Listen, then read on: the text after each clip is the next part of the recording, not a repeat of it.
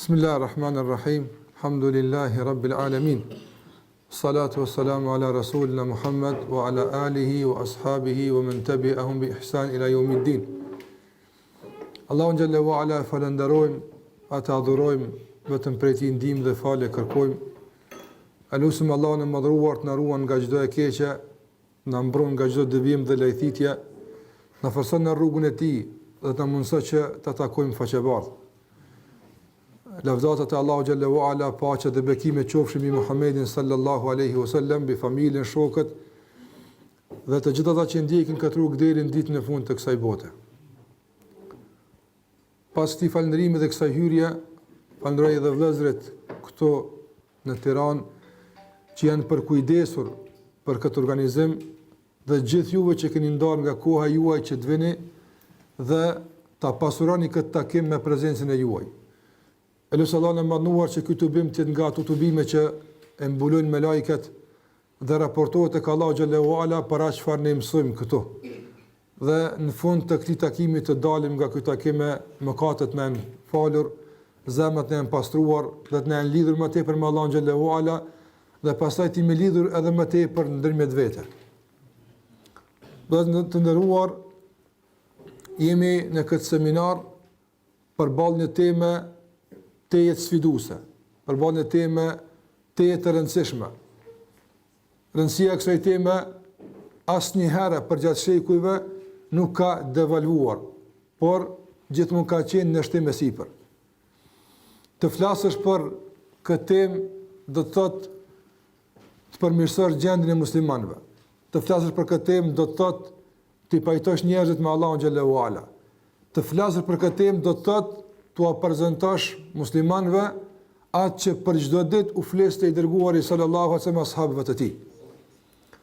Prandaj nuk është një temë që përfundon me këtë seminar dhe mbyllet dosja e saj, por është një temë që shpresoj që të hap horizonte të reja, shtigje, të cilat do të ndryshojnë jetën tonë dhe do të bëjnë që pas kësaj dite të jemi ndryshe në agjendën e preokupimeve tona, të jemi ndryshe në kuptimet tona, të jemi ndryshe në përshmërinë tonë e kështu me radhë. Ajo që mendoj se duhet të fillojmë të flasim për këtë temë është pikërisht kuptimi i kësaj teme dhe rëndësia e saj. Mendoj se ne si musliman kemi pësuar humbje në shumë rrafshe në kohën tonë. Humbje të ndryshme. Për shembull, mungesa e mbulesës nga ana e femrës muslimane është një humbje për neve. Kemi humbur femrat mbuluara, ka se kanë qenë të gjitha kështu. Kemi humbur numër namazlish, apo ka se janë falën më tepër dhe tash falën më pak. Dhe kemi humbur në shumë aspekte. Por mendoj se ajo që më shumë të kemi humbur ne në këtë kohë është kemi humbur kuptimin e drejtë dhe rëndësinë e gjërave, e veprave, e kuptimeve që Allahu xhallahu ala i ka vënë theks të posaçëm dhe një rëndësi të madhe i ka kushtuar Kur'ani dhe Suneti i pejgamberit sallallahu alaihi wasallam, ndërsa kjo rëndësi as për së afërmi nuk korrespondon me gjendjen e një muslimani. Prandaj mendoj se kjo është humbja më e madhe. Dhe si pasojë kësaj humbje kanë ardhur pastaj humbjet e tjera. Është shumë për tu mërzitur kur ne kemi nevojë në këtë kohë të flasim muslimanëve se sa është namazi i rëndësishëm.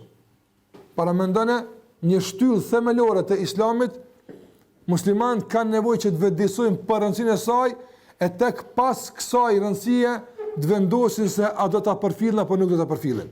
E kështu me radhë.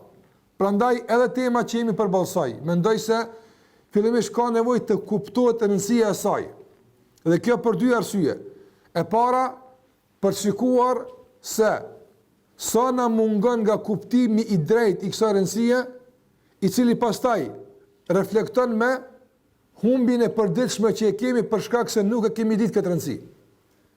Dhe gjithashtu, në anën tjetër, kuptimi i rëndësisë së kësaj teme na mundson që të kuptojmë se sa është kjo temë e nevojshme dhe sa është kjo temë e rëndësishme në të gjitha proceset që musliman duhet kalojnë deri në finalizimin e misionit të tyre në këtë botë.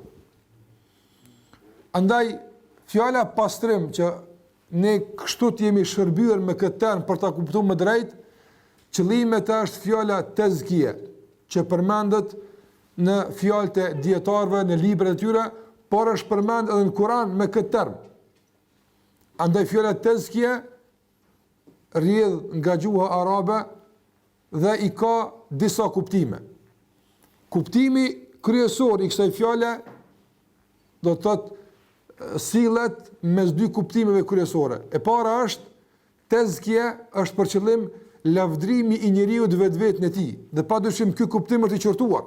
Ka se Allahu xhallahu ala thot në surën An-Najm, "Fala tuzakku anfusakum huwa a'lamu biman ittaqa", asesi mos e lavdroni veten. Dhe këtu lavdrimi ka ardhur me tezkia. "Fala tuzakku anfusakum", mos e lavdroni veten e juaj, nga se ai është më i ditur se kush është nga ju i devotshëm. Dhe kuptimi i dytë që ne synojmë këtu, tezkia është për qëllim pastrimi. Dhe ky pastrim në gjuhën arabe i ka dy kuptime. I thonë at-tathir dhe i thonë az-zaka. Prandaj shpesh është përmend, domethënë në Kur'an me këto dy terme. E para, Allahu xhallahu ala në fillim ka kërkuar nga pejgamberi sallallahu alajhi wasallam duke thënë wa thiyabaka fatahhir, dhe rrobat e tuaja tahir, pastroj. Pastrimi i rrobave këtu është për qëllim brendin tënd dhe pastroje. Kjo është kërkesë hyjnore që nga dita e parë e fillimit të zbritjes së Kuranit. Pra ka me kuptim të pastrimit. Dhe pastrimi zakonisht është i ndërlidhur me largimin e ndytësirave, njollave, tmetave e kështu me radhë. Pra në një kuptim i kësaj teme është pastrimi i njollave, i ndytësirave, i tëra asaj që pengon zhvillimin e mirëfillt dhe mbarvajtjen e rregullt të ngritjes së besimtarit. Dhe gjithashtu fjala tezkia e ka dhe kuptimin e asaj që në gjuhën arabe rrjedh nga një rrënjë e zaka. E zaka në gjuhën arabe është pastrim, por është edhe ngritje dhe zhvillim. Prandaj tema jon ka të bëjë me pastrimin e zemrës dhe brendisë së njeriut nga çdo njollë, ndytësirë që pengon komunikimin me Allahun azza wa xal, dhe pastaj rrënjosja e vlerave, e kuptimeve, e veprave, të cilat e bëjnë besimtarin të jetë në zhvillim dhe evolim të vazhdueshëm në ngritjen e tij te Allahu xhallahu ala. Dhe kjo është tema jonë. Do të thotë nga njëra anë të bëhet pastrimi dhe largimi i tëra asaj që pengon realisht komunikimin me Allahun azza wa xal dhe pengon përfitimin nga fjala e Allahu xhallahu ala, fjala e pejgamberit sallallahu alajhi wasallam, dhe në anën tjetër ka të bëjë gjithashtu pjesa e dytë e kësaj teme me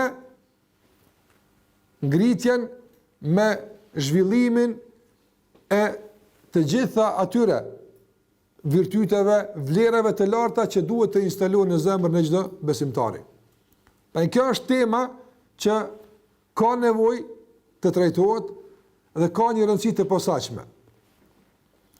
Se për këtë rëndësisë së kësaj teme, unë nuk dua që ta ngarkoj këtë temë vëllezëruar me shumë pika, por mendoj se nëse ne fokusohemi në 2-3 pika kryesore, do të na bëhet e qartë se përballë çfarë teme ne gjendemi. Sot kjo temë fatkeqësisht nuk gëzon respekt praktik tek shumica e muslimanëve. Pse po them respekt praktik? Nga se respekt teorik gjem, duke fol është mirë, duhet jemi të pastër, mirë, po respekt praktik që të zbërthehet ky interesim, që të zbërthehet kjo rëndësi në praktikën tonë të përditshme, e gjem shumë të rrallë.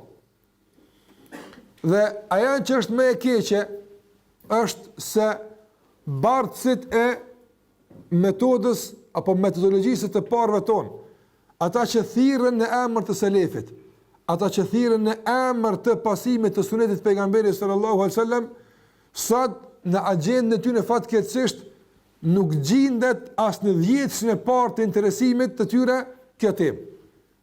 Prandaj, ne dëshirojmë të ndëruar që t'ja kthejmë dignitetin përkatësisë tonë, t'ja kthejmë vlerën asaj që mendojmë se i përkasim, dhe të kalojmë nga keqpërdorimi dhe nga maskimi pas termeve të caktuara në mejdanin e realitetit. Çfarë nën kupton kjo? Ne me shumë mburje dhe me shumë kënaqësi themi jemi ehli sunna wal jamaa. Ne me shumë kënaqësi themi se ne jemi pasuesit e selefit. Ne me shumë mburje themi se ne jemi në rrugën e Muhamedit sallallahu alaihi wasallam.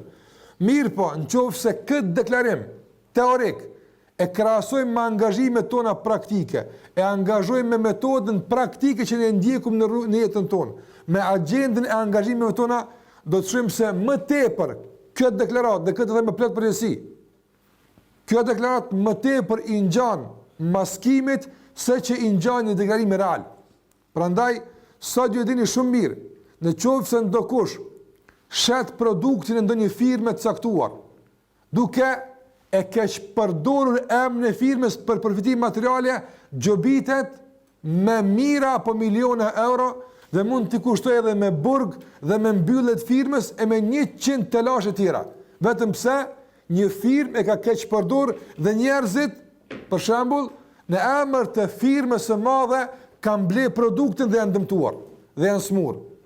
A na ndodh edhe neve kështu që njerëzit në emër të pasimit të selefit, në emër të pasimit të sunetit, të na shikojnë neve dhe të mendojnë se kështu qenë ka pasuesi i selefit, kështu qenë ka pasuesi i sunetit pejgamberit sallallahu alajhi wasallam, dhe ta dëmtojmë imazhin e të parëve tonë. Nëse dëmtimi i imazhit një firme të kushton shtrejt këtë botë, a thua vallë sot kushton dëmtimi i imazhit të Ebubekrit tek Allahu xhallahu ala. Që dëmtosh imazhin Omerit radhiyallahu anhu, që e ka ndërtuar me gjak dhe me pasuri, dhe me mund dhe me angazhim të vazhdueshëm, tash dikush sikur se i papërgjithshëm të maskohet me maskë të jashtme, të duket si Omeri, apo por nëse do të ketë mundësi ta brendshmën ta çet jashtë, atë do të thotë se ai dhe Omeri janë pothuajse edhe të ndryshëm në fetë e tyre, mos flasim vetëm në metodën dhe në rrugën e tyre. Prandaj ne kemi nevojë që të kuptojmë drejt kjo temë sa është e afërt me Ebubekrin dhe Omerin. Unë po i quaj këta dy simbole të ehli sunetit pas pejgamberit sallallahu alaihi wasallam, ka se ne thirremi në emër të tyre. Prandaj ne kemi nevojë që të ndërgjegjësohemi dhe të bartim përgjegjësinë e neglizhencës tonë, të bartim përgjegjësinë e moskujdesit tonë, që kjo të bëhet në emër tonë, e të pastrohen Ebubekri dhe Omeri nga ajo që ne u kemi shkaktuar fatkeqësisht nga keqpërdorimi i emrave të tyre. Prandaj rruga për ta përmirësuar këtë imazh dhe rruga për t'ia kthy hakun kësaj përkatësie kalon përmes kësaj teme. Çdo vonim në këtë drejtim do të njollos imazhin më tepër dhe do të na bën borxhli edhe më shumë përballë tyre. E paramendaje Allahu na ruajt një njeri me dal borxhli i selefit, që i tërë selefi të armitson ditën e gjykimit për keqpërdorim të emrit, të cilën ata e kanë ndërtuar me shumë mund, me shumë angazhim, edhe ata nuk kanë pas guxim nganjëherë të deklarohen bindshëm se i takojnë kësaj përkatësie sikur se bën dokush prej neve. Edhe më e keqe se kjo është kur ne fillojmë që të përdorim këtë përkatësi në rënimin e të tjerë pastaj. Jo vetëm që kemi marrë të drejtën ta veshëm ne petkën e selefit, por më e keqja është kur ne tash fillojmë edhe të tjerë ti veshim me këtë petk apo ti zhveshim nga ky petk. Dhe kjo është përgjithësi më tepër. Prandaj ne duhet të kuptojmë drejt se çfarë nuk kupton ti është pasuesi i selefit.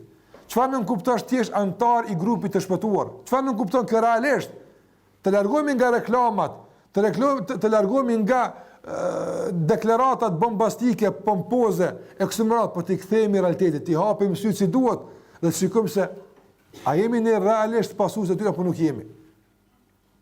Sikur që ka thënë Hasan al-Basri rahimullah, se shumë njerëz pretendonin se e dojnë pejgamberin sallallahu alaihi wasallam. Dhe Allahu i sprovoi me një ajet. Kul in kuntum tuhibbuna Allaha fattabi'uni. Thuaj në qoftë se e doni Allahun, më pasoni mua.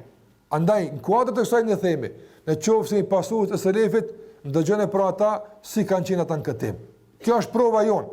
Jo që unë e përvendoj këtë provë, por unë do t'ua lexoj tekstet e tyre të shkruara me dorën e tyre. Çfarë ata thonë për këtë temë. E pastaj të krahasojmë ne rëndësinë që është tek ne dhe rëndësinë që është tek ata. Dhe ku do që vrejnë dallimet, për aq kem dallim përkatësi për atë herë. Fillimisht, vëllezëruar, të parët tanë i kanë kushtuar një kujdes të posaçëm kësaj teme.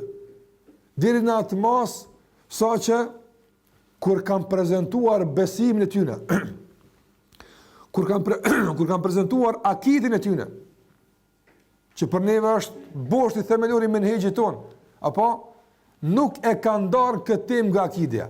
Asnjëherë.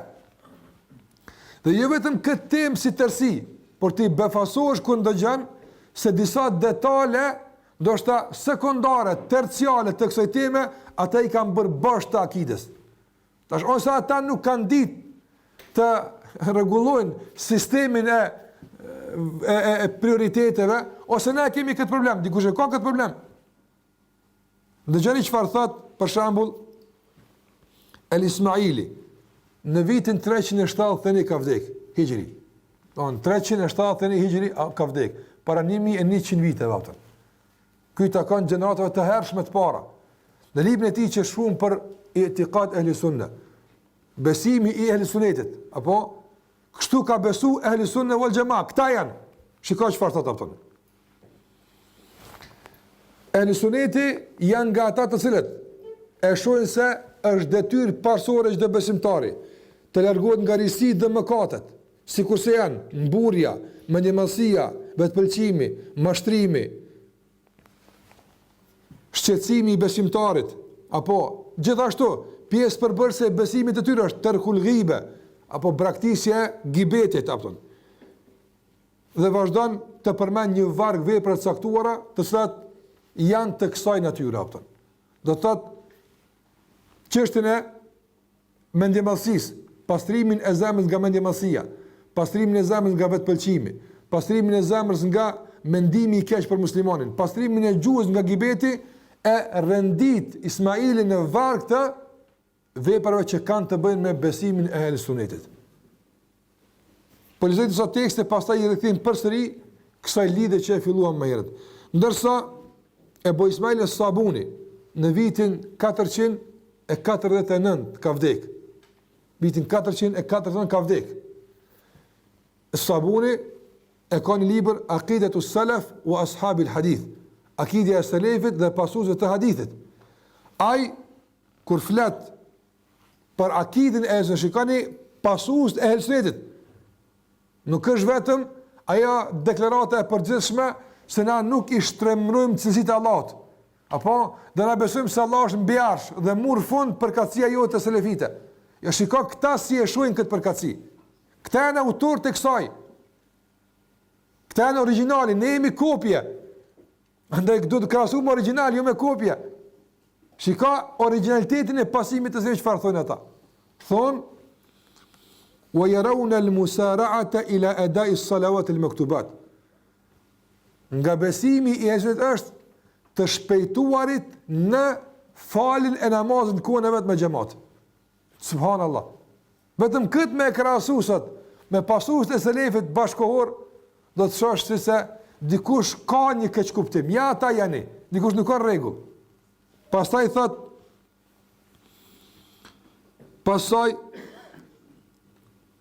yatawassawna bi qiyam al-layl lis-salati ba'da al-manam. Ata ndihmojnë dhe këshillojnë mes vete për ta falë namazin e natës pas gjumit. Tjetra, wa bisilatil arham, ata janë të njohur me lidhjen farefisnore, wa ifsha'is salam, shpërndarjen e selamit. Këtë kjo në kuadrat e përzdimit të akides, nëse libri quhet Aqidatu Salaf, wa it'amit ta'am, dhe dhënjes së ushqimit, ata nuk janë koprac. Pastaj thot wa rahmeti ala al-fuqara'i wal masakin wal aitam, kanë një mëshirë të posaçme përballë njerëzve të varfër dhe bonjakëve dhe jetimëve. Wal ihtimami bi umuri al-muslimin, dhe ata janë të njohur në interesimin e vazhdueshëm për problemet e muslimanëve. Pastaj vazhdon, thot, janë të njohur në kujdesin e tyre në atë çfarë han, në atë çfarë pinë, në atë çfarë veshin. Pastaj thot, u yatahabuna fi din, ata duhen në emër të fesë dhe urrehen në emër të fesë. Këta janë ahlusunne wal jamaa. Këta janë pasues të pejgamberit sallallahu alaihi wasallam. Pastaj thot, u yaaduna ashab al-ahwa wal jahalat. Ata duhen mes veti, nëse ka nevojë të urrehen ndokush, atëherë padyshim se janë ignorantët, pasues të errësive të ndryshme, kundërshtarët e pejgamberit sallallahu alaihi wasallam me kështu me radhë. Këtë që i përmena kanë bënë me tezkien. Të gjitha. Do në pastrimi i zemrës nga mendjemësia, nga vetëpëlqimi, mshira, këtë kanë bënë me temën të me tezkien. Shiko si e ka përzi këtë temë me akide. Nuk mush me vrejt ku fillon akidja, ku përfundon dhe ku fillon tezkia, ku për s'ka. Është përzirje e përgjithshme që të gjitha këtu janë të futura njëra tjetër. Kështu Sabuni e prezanton akidet u selef. Ndërsa, Imam al-Asfahani, i cili ka vdek në vitin 535, shikon s'po cili tekstet bimbazit, apo, po cili tekste që do të thot 1000 vjeçare, dosje 1000 vjeçare, që flasin për metodën, për kuptimin e ehli sunetit. Ndërsa, Asfahani thot, wa min madhhabi ahli sunna, shiko, dhe nga medhebi i ehli sunnit, min medheb ehli sunna, është e të warru fil maakili wal masharibi wal manakih.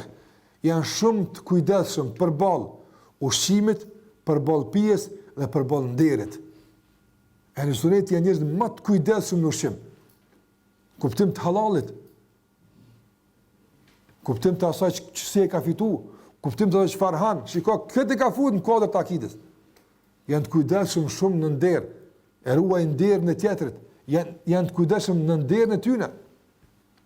Tash mund të jetë një pasues sipas Asfahanit me i thon, çfarë ta mërmendja për shembull për një pasues selefit në kohën tonë, i cili për shembull nuk e ka problem me bisedu me Facebook ose me kodi çfarë, me vajza të tjera, me buzëqesh, me ndajt e kështu me radhë, apo ky thot nga medhhebi i tyre është kujdesin këtë temë apo. Ose tjetri për shembull i cili se ka problem për ngajvije, se ka problem pse keq përdor parën e muslimanëve, se ka problem pse këtë bën, apo ndërsa është ai që më shumti, ndoshta thrat në ehli sunne wal jamaa. Ky si mbas Asfahani çfarë del në fund apo. Pastaj thot wa at-taharrur min al-fawahish wal-qaba'ih, ata janë shumë larg nga çdo punë amorale dhe shprehje që shpihet deri atij javën. Ata u at-tahridi ala at-tahabi fi Allah azza wa jall. Wallahi mendoj veç kjo shprehje është sfiduese për ne atë. Ehli sunneti min madhhabi ehli sunna. Nga madhhabi ehli sunna është se ata stimulojnë, motivojnë me tërë që posedojnë për të dashur me zotin musliman. Shiko, ndërsa sot ne kemi apo stimulim dhe motivim për të urrejt. Nëse ata kanë mobilizuar krejt që kanë pas që musliman më dosh me zveta. Kjo është madhhabi i sunnetit. Pastaj u tiqa il jidali wal munazaati fi usul ad-din, ata gjithashtu nuk përzihen, nuk debatojnë apo në bazat e fesë të tyre. Dhe gjithashtu prej asaj që përmend Asfahani në kuadrat e prezantimit të madhhabit të el-sunnah wal jamaa është thot wal qiyami bi wafa'i al-ahdi wal amana. Ata e çojnë emanetin vend dhe janë njerëz që i përmban fjalës së dhënë. Pastaj thot wal khuruji min al-madhalim, ata largohen nga çdo punë që mund t'i futë në padrejtësi ndaj ndokujt. Pastaj thot wa ghadd at-tarf yani ribati wal hurumat, dhe ata padyshim e ulin shikimin dhe janë larg çdo gjë që është e dyshim dhe që është haram. Wa man'i an-nafs yani ash-shahawat, dhe ata e pengojnë vetën e tyre nga çdo epsh që i largon nga rruga e Allahut azza xal, wa tarki shahadati zur, dhe ata nuk dëshmojnë rrejshëm asnjëherë, wa qadhf al-muhsanat, dhe ata nuk akuzojnë padrejtisht gratë e ndershme, wa imsaki lisani anil ghibati wal buhtan, dhe ata e mbajnë gjuhën e tyre të mbyllur përballë gibetit dhe shpifjes, wal fuduli min al kalam, madje ata dhe ruan që edhe mos të flasin tepër atë që nuk duhet të flitet. Ata janë kedhmul ghaidh, e mbajnë mlefin brenda, falin ndaj gabimeve të vëllezërve të tyre dhe shpejtojnë në kryen e punëve të mira. Largohen nga dilemat, lidhin lidhjet farefisnore, i ndihmojnë të varfërit dhe këshillojnë në emër të Allahut Azza wa Jall dhe janë të mëshirshëm ndaj të gjitha krijesave të Allahut Azza wa Jall. Falen natën, në veçanërisht përballë Kuranit kanë kujdes dhe e falin namazin si duhet. Shiko, këto janë cilësitë e Ahlusunna wal Jamaa sipas asaj që ka përshu kush? I ka përshu Asfahani. Mirë, po largohemi pak më tutje. Apo tek Sheikhul Islam Ibn Taymiyyah rahimullah. Ky tash kur prezanton Ahlusunnetin, a prezanton me diçka tjetër apo është në këtë vijë apo? Shikoj çfarë thot Sheikhul Islam Ibn Taymiyyah rahimullah. Precisive të Ahlusunnit është ya'muruna bis-sabri inda al-bala wa shukri inda ar-raha. Janë të atil që këshillohen me zvete për durim në rast të fatkeqësie dhe për falënderim në rast të mirësie dhe begatie dhe me kënaqësi u rida bimurril qada dhe gjithashtu në qoftë se vjen ndonjë caktim i hidhur, ata kënaqen me caktimin e Allahut Azza wa Jall. Thrasin në vlera të larta të moralit dhe vepra të mira dhe janë të bindur në atë që ka thënë i dërguari i tyre sallallahu alaihi wasallam, akmalul mu'minina imanan ahsanuhum khuluqa, besimtari më i plot është ai që ka moralin më të plot. Pastaj thot, ata thrasin që të lidhet ai që të ka shkput dhe të japësh atij që nuk të jap dhe t'ia falësh atij që të ka bëu padrejti. Urdhrojnë në kujdesin dhe respektin ndaj prindërve. Gjithashtu janë fëmijë të mirë dhe të kujdesshëm ndaj jetimeve, të kujdesshëm ndaj të varfërve, ndaj të udhëtarit dhe shtresave të shoqërisë që kanë nevojë. Ata ndalojnë vazhdimisht nga mendjemallësia, nga arroganca dhe nga çdo padrejti që mund t'i bëhet ndokujt nga krijesat të Allahut Azza wa Jall, dhe gjithashtu thotë ya'muruna bima'ali al-akhlaq, dhe gjithmonë janë në thirrje të vlerave të larta të moralit dhe në ndalim të asaj që është e ulët. Ky është prezantimi i Sheikhul Islam Ibn Taymiyyah rahimullah për menhejin e Ahlusunnit. Për të ndëruar vetëm nga pika e parë mund të kuptojmë se rëndësia e kësaj teme do të thotë është e ndëlidhur me rëndësinë e përkatësisë tonë tek Ahlusunna wal Jamaa. Nëse rëndësia jonë e përkatësisë tek Ahlusunna wal Jamaa është e ndëlidhur me shpëtimin tonë nga zjarri i xhenemit. Kjo është mënyrë zinxhirore e lidhur. Pse? Nga se ka thënë pejgamberi sallallahu alaihi wasallam, do ndahet umetim në 73 grupe, kulluha fin nar, të gjitha në xhenem illa wahida, përveç njërës. E kanë pyet men hiya ya Rasulullah, cila është ajo e dërguar Allah, ka thënë ma ana alayhi wa ashabi, ajo që jam unë sot edhe ashabët e mi. Do të thotë shpëtimi jon ka lënë ka metoda e ashabët pejgamberit sallallahu alaihi wasallam. E metoda e tyre është që këto vlera, këto vepra, këto pika që i ceka, e që e përbëjnë temën tonë, të jenë ato që e kryesojnë agjendën e angazhimeve dhe preokupimeve tona. Prandaj më nëse çdo musliman i cili vallahi e kupton drejt përkatësinë e tij në xhamatin e Ahlusunnetit, e kupton drejt njët edhe rëndësinë e kësaj teme që ne po flasim për të. Dhe kur e kuptojmë rëndësinë e kësaj teme, atëherë do të ngushtohet fillimisht hapësira kohore për përmirësim. Na krejt e dim se nuk duhet me konë njeri, për shembull, na gjithë e dim se njeri nuk duhet me qenë mendje lart. Apo mirë po, ose gjithë e dim se nuk duhet me bëj gibet. Na teorikisht këtë e dim, do në nuk e mohova këtë teorikisht në fillim. Mirë po, afati kohor që ja kemi përcaktuar vetes tonë shumë larg, kur më largu këtë.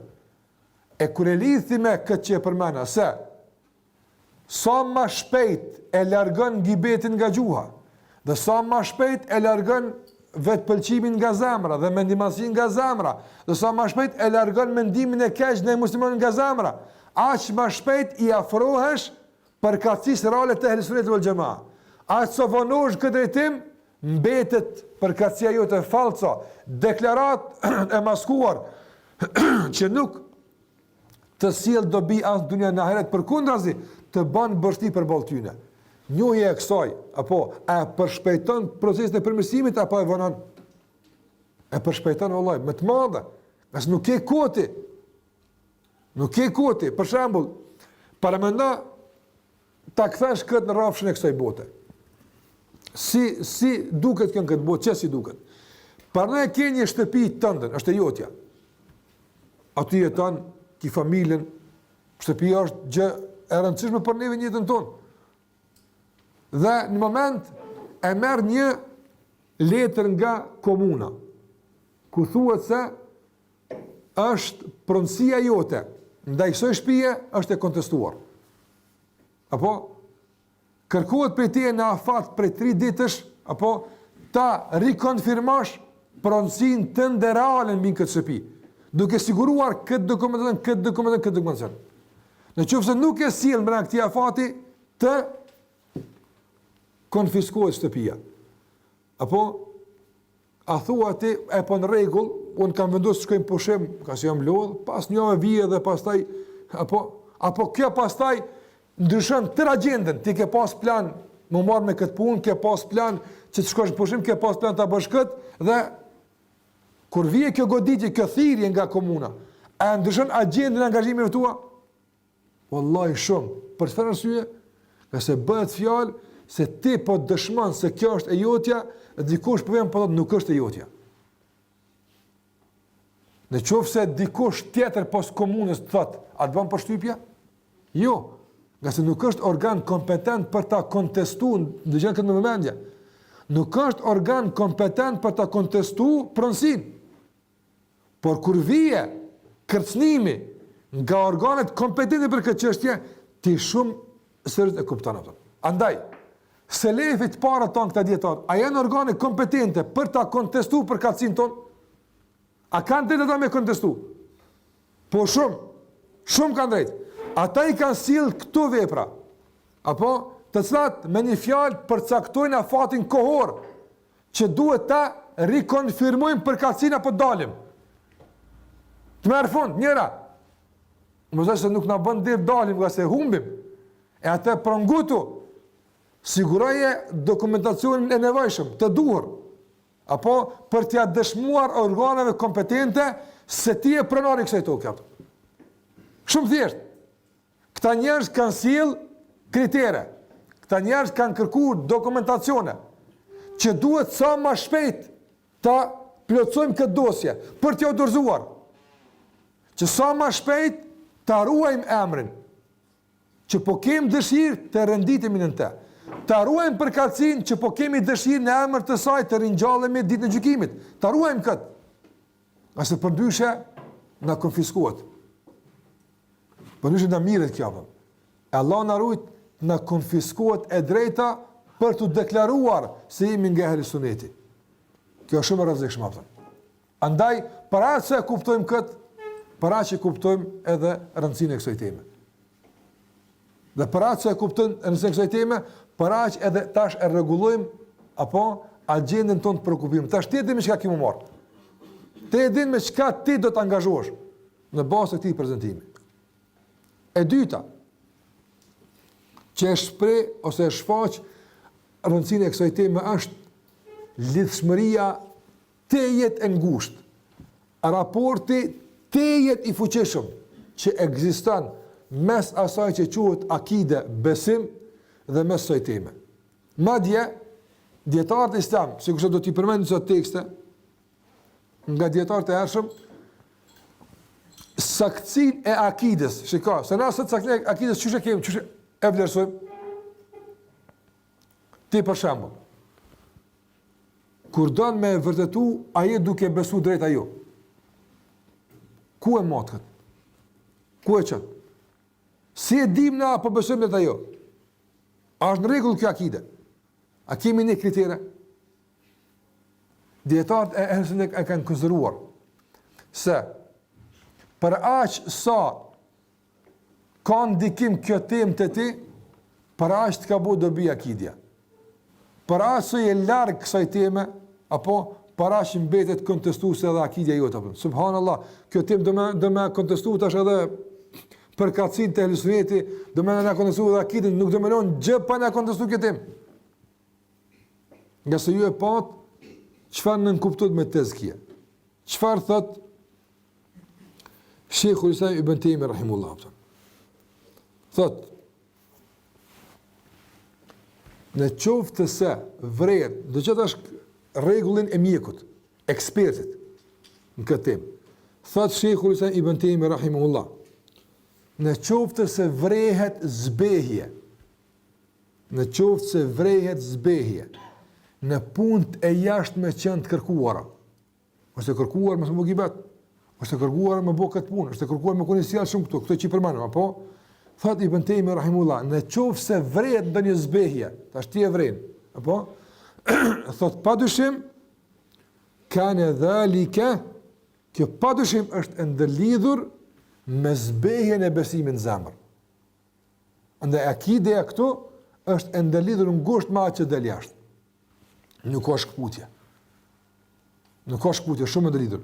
Pastaj thot Ibn Taymiyyah rahimahullah, fala yutasawwar. Kjo kur një njerëz të shëndosh. Apo thot nuk mund të paramendohet. Jo, na paramendojmë. Por ata s'kan mundin paramenduar. Thot Ibn Taymiyyah, fala yutasawwar. Nuk ka mundësi të paramendohet të gjendet i shëndosh besimi këtu e të prodhon vepra të smuta. Kjo paramendohet kuptimin e detyrës, është e pamundshme. Apo prandaj një njeri ka defekt në moral, ka defekt në sjellje, ka defekt në shikim, ka defekt në gjuhë, ka defekte. Ka defekt në raport me njëri tjetrin, ka defekt në punë të zemrës.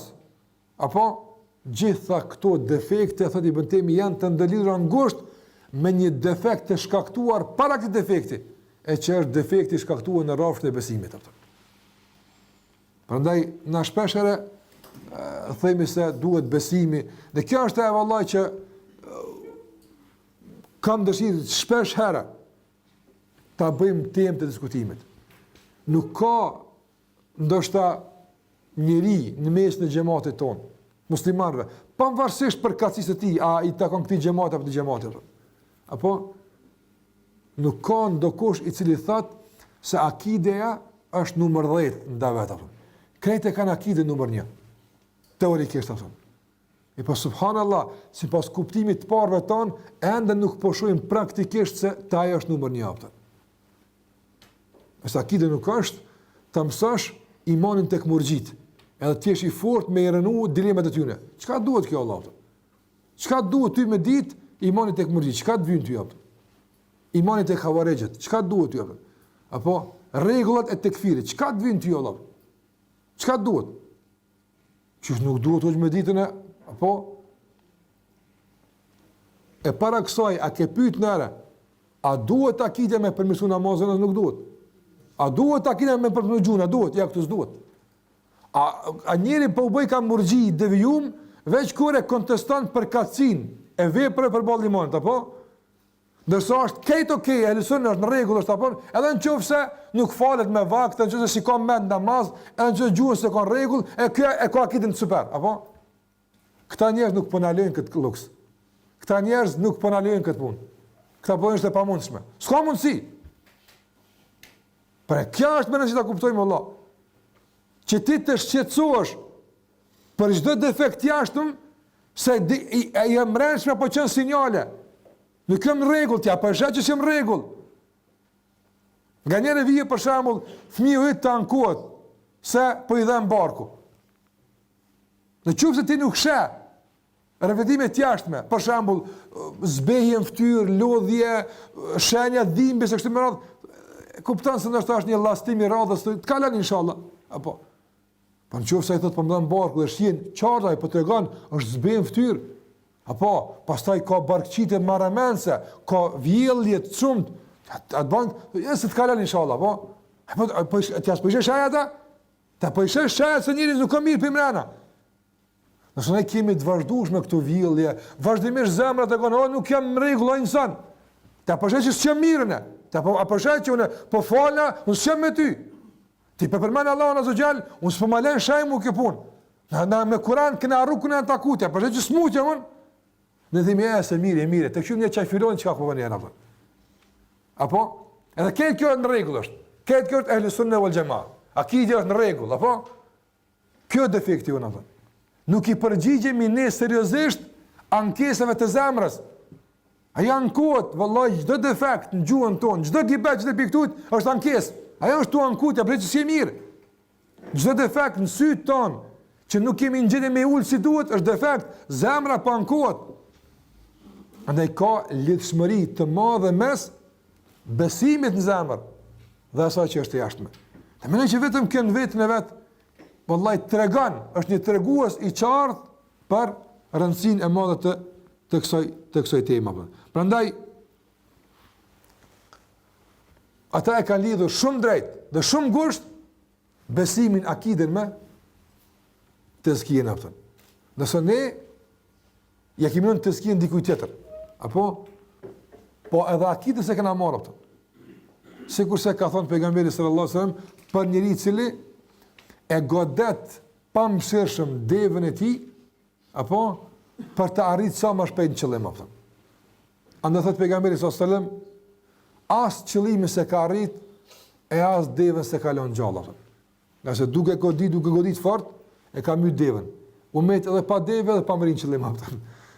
Edhe në fat keqësisht, apo as nuk e na arrit në qëllim e as e kemi lënë gjallë me nëhegjin që mendojmë se është bardhë si unë deri në qëllimin e duhur apo. Prandaj edhe me në kjo temë, edhe kjo pikë është një thirrje serioze që na thërret të përgjigjemi me kuptimin e drejtë të rëndësisë së kësaj teme. Pika e tretë lëndruar që dua ta përmend është se ne gjithë si muslimanë jemi të interesuar që të fitojmë shpërblime dhe Allahut azza xal. Më nëse çdo kush për juve këtu ka ardhur para së gjithash të fiton shpërblim tek Allahu xhallahu ala. Mëson rrugë se si të bëhet më i mirë që Allahu xhallahu ala ta paguar më tepër. Për këtë kemi ardhur të gjithë, inshallah, shpresoj që ky është njeti jonë atë. Nuk ka diç që i arrit çmimin e veprave dhe i bardh në mejdanin e shpërblimit si kjo temë atë. Pastrimi. Pse? Po çfarë është gjë me thonë atë? Besimtari vepra që i bën duhet të ketë kujdes për dy gjëra.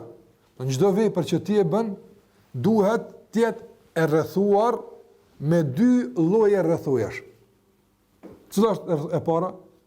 E para është ta fitosh shpërblimin. Në kjo vepër e ka një shpërblim të madh, duhet me e arrit. Kjo është e para, që e synojmë me çdo vepër. Dhe e dyta, rrethoj që duhet jemi të kujdesshëm në vepër është që ta ruajmë këtë vepër, apo që mos ta humbim. Pasi që e kemi fituar atë. E mirë nëse është kështu. Çfarë thot pejgamberi sallallahu alaihi wasallam? E të drune meni l-muflis, a dini kush është i falimentuari? A dini kush është ai? Ka unë asabët e pejgamberit, është ai që nuk ka pare, s'ka dinar, s'ka dirhem, s'ka lek, s'ka dollar, s'ka euro. Ky ka falimentu, ka psu. Na kështu e dim. Ka thonë pejgamberi, ja, s'është kjo. I falimentuar që kush është? Dëgjohet është ky falimentuar. Ai që vjen bi kathrati s-salah, ai shumë u fal. Pejgamberi ja pranon se shumë u fal. O bi kathrati s-siyam. Dhe shumë ka agjeru. Dhe shumë ka dhënë limosh, ky punë ka bërë shumë. Apo e ku problemi? Shete me hadha, e ka ofendu këtë, o akhadha mala hadha, pa drejtë ka marrë pasurinë këtij apo. Vepra që kanë me, na i lezojmë që kanë me tezkijen. Apo edhe pastaj çfarë ka ndodhur?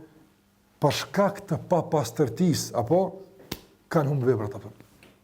S'ka asgjë. Ka falimentu pasaniku i punëve të mira apo. Andaj, a është më rëndësi kjo temë apo bën edhe pa të? Pejgamberi sa ka thonë, nuk ka me hyrë në xhennet. Tha këmera më sërrit këtë punë.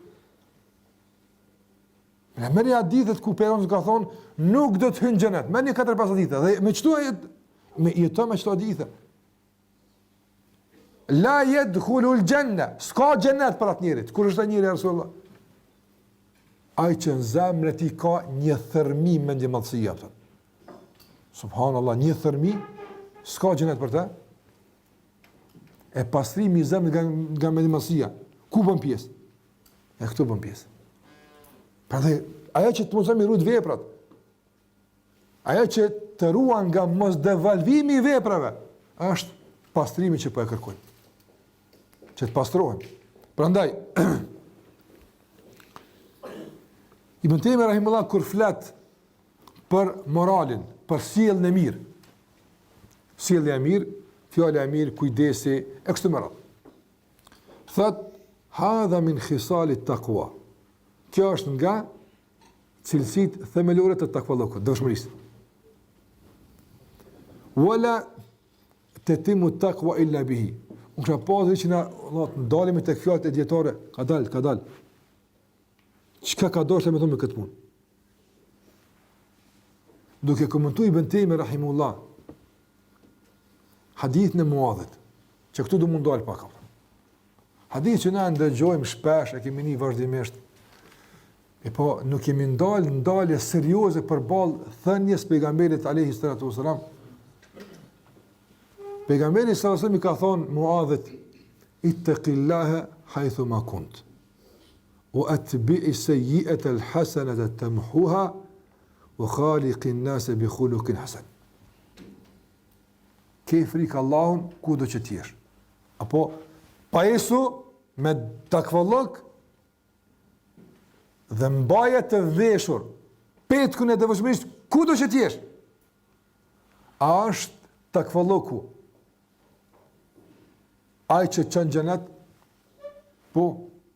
Në qëse s'ka njëri takvallok, heq zero në takvallok. A i krym puna gjërimi? Ja, unë ju garantoj që ja. Një nga ana ime, po kështu flet Kur'ani. Njëri s'ka pikë devotshmërie. Çka është takvalloku? Një mbrojtje që të mbron nga xhenemi. Ai s'ka kësi mbrojtje. Si të mbrojt atë? E këtu pejgamberi sa dëgjoni me vëmendje. Po i thot Muadhit, paesu me takvallok dhe rri i paisur kudo që t'jesh. Mos u paes me takvallok në Ramazan e jashtë jo. Mos u paes me takvallok në xhami jashtë jo. Haythu ma kunt, kudo që t'jesh. Apo kudo që t'jesh, në rrafshin dhe orzonin kohor dhe vendor, pa dallim. Kudo që t'jesh. Dhe tash po ja zbërthen këtë çysh i bjen kjo me kon gjithmonë. Po i thot, sa të bësh një vepër të lik, pasoj me punë mirë, kjo është e përgjithshme, apo? Shiko, është e përgjithshme, tash po e detajzon pak, po jo shumë. Bëhu takwa gjithkund. Si është kjo pak, a bëhesh pak më qartësu, po çe, po ta qartësoj pak apo veprën e lik, pasoj me punë të mirë. Hala më qartë, apo sillu mirë me njerëz, apo. A kuptove? Thati Ibn Taymi rahimullah, e ka përzjedh nga tërësia e punëve të mira kët, nga se nuk paramendohet devotshmëria pa të aftë. S'ka pa të. Njëri mendje madh i devotshëm s'ka mundësi aftë. Nuk paramendohet kjo. Por ai devotshëm mendje madh nuk paramendohet. S'ka nuk paramendohet aftë. Prandaj ti realizon qëllimet e adhurimeve. Përjeton ëmbëlsinë e adhurimeve.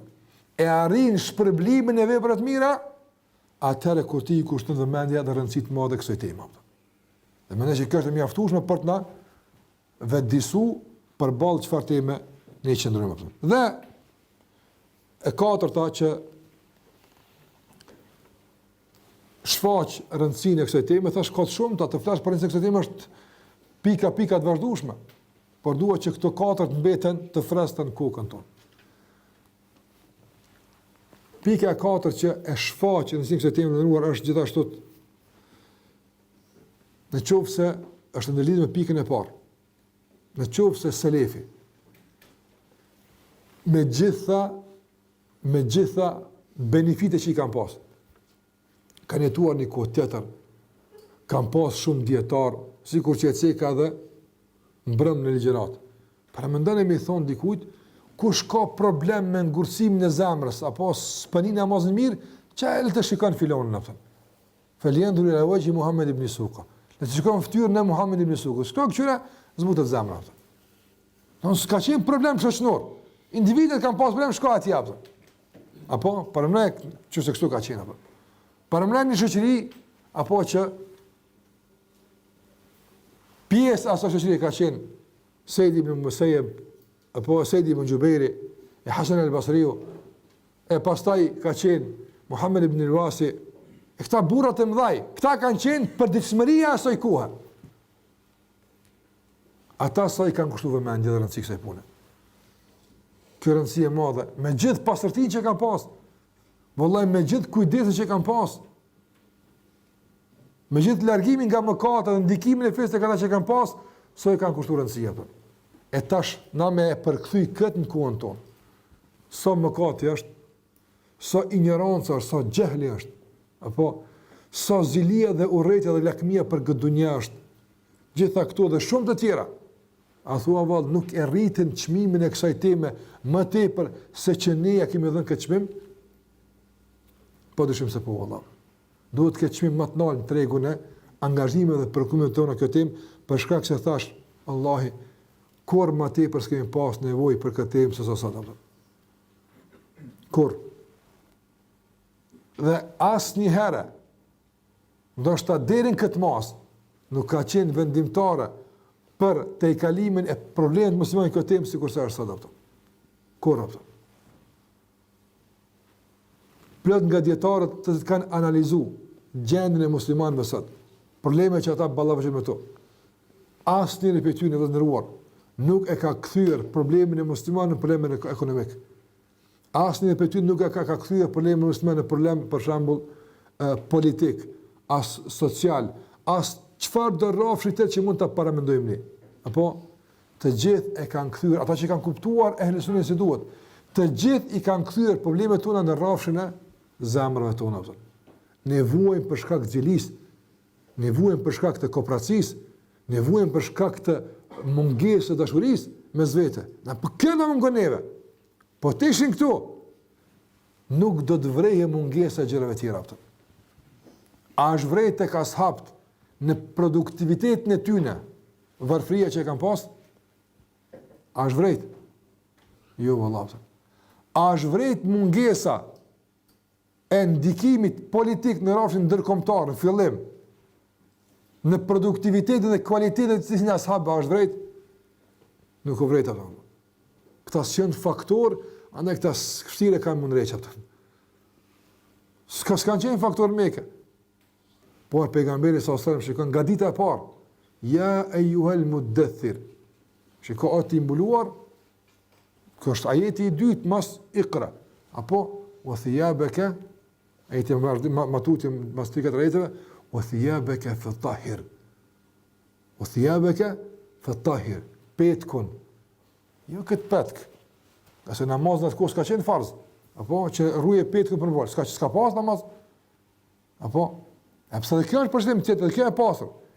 Po petkun që e ke vesh, që sa kohë, si pasoj e përzirës me shoqërinë, petkun rreje. Rreje petkun. Kush me ndru petkun? Muhamedi sallallahu alaihi wasallam. Ti ja Rasulullah, po. Edhe pse sikur se ka thënë Ibn Mesudi, Allahu xhalla xjalaluhu ka shikuar në zemrat e të gjitha krijesave dhe ka gjetur zemrën e Muhamedit sallallahu alaihi wasallam më të pastërtën. Andaj ka përzgjedhur për pejgamber. Shiko zemra më e pastër në fytyrë tokës, zemra e tij aftën. E si ka thonë Iqra, të kena bo pejgamber ty, apo pse i pastër, tash u pastrohet. Apo çu pastrohet. Thiyabaka fatahir, nëse ai ka dash më pastru, apo me çka më vasu çe para për çka? Wala tamnun tastakthir. Apo mos i përmend shumë punë të tuja, apo mos u lavdro shumë, se ti do të kesh sukses, të kanë marrë njerëz me të pasu, apo la tamnun. Mos i përmend të arriturat, mos i përmend benefitet, të stekthir për me shtu autoritetin, për me shtu njerëz më tepër rreth te për shkak kësaj. Kjo smundje. Apo e këtë ne e kërkojmë petet të largosh atë. Se kjo është kërkuar nga Muhamedi sallallahu alajhi wasallam me largu dhe ndruar. Atëra çfarë sinjale dërgon ky ajet dhe të tjerat në zemrën tonë për rëndësinë e kësaj teme? Mendoj se sinjale të fuqishme për të na vëdësuar që ta vendosim këtë temë në ato prioritete që e kryesojnë agjendën e angazhimeve tona. Andaj, kjo është tema e parë e këtij seminari që ka të bëjë me kuptimin dhe rëndësinë e kësaj teme, që mendoj se nuk është thjesht një prezantim pikash, por është thirrje për vetëdijsim, thirrje për organizim të ri të jetës tonë, për planifikim tjetër të fazave të ardhshme të periudhës kohore në këtë jetë që na ka mbet, Allahu alem sa na ka mbet atë. Allahu xhallahu ala ne pason zemrat tona dhe të bën që kjo temë me të vërtetë të jetë shen identifikuese me të ne identifikohemi sinqerisht dhe realisht se jemi pasues të Muhamedit sallallahu alaihi wasallam. Në kaq po i do fund kësaj ligjërate e bëjmë një pushim të shkurtër, 5 minutë, e pastaj vazhdojmë inshallah me temat e tjera me lejen e Allahut azza wa jalla. Allahu shpërit vëmendjen e sallallahu ala Muhammad wa ala alihi wa sahbihi wa sallam tasliman katira.